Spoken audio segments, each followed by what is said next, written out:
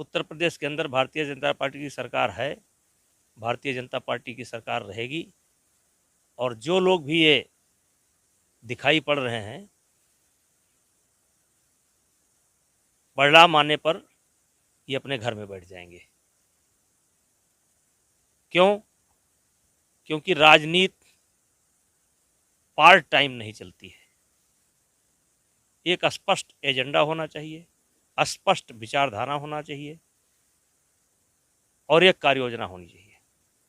Bharatiya Janata party Modi ji के नेतृत्व में, उत्तर प्रदेश में योगी जी के नेतृत्व में स्पष्ट विचारधारा है, सबका साथ, सबका विकास और सबका विश्वास।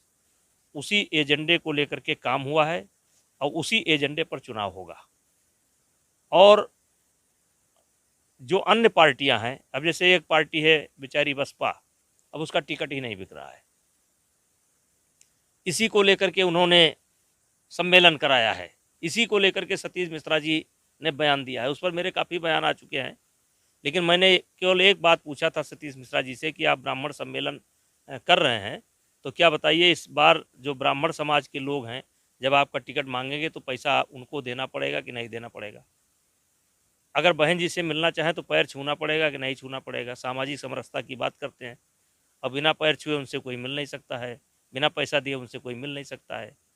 और इस बार तो ऐसा हो रहा है कि उनके ही लोग इतने सतर्क हो गए हैं, कोई पैसा नहीं जमा कर रहा है। ऐसा नहीं कि उनको उनके टिकट लड़ेंगे नहीं, लोग लड़ेंगे, लेकिन पहले एडवांस में कोई नहीं जमा कर रहा है। प्रभारी इस बार कोई नहीं बन रहा है। अब कुछ लोग बीजेपी के टिकट नहीं पाएंगे, उनकी पार्टी से लड़ेंगे, कुछ लोग सपा का टिकट नहीं पाएंगे, उनकी पार्टी से लड़ेंगे।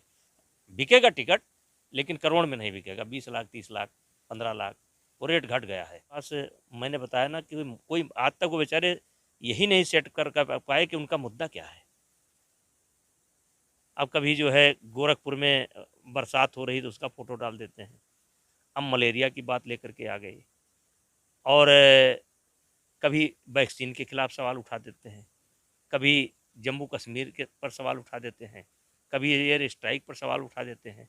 वही मैंने कहा कि इन लोगों की स्पष्ट विचारधारा है ही नहीं, अभी ये भटक रहे हैं, और ये भटकने से काम नहीं होने वाला है। इनको स्पष्ट विचारधारा देनी पड़ेगी, देश को समझाना, प्रदेश को समझाना पड़ेगा जो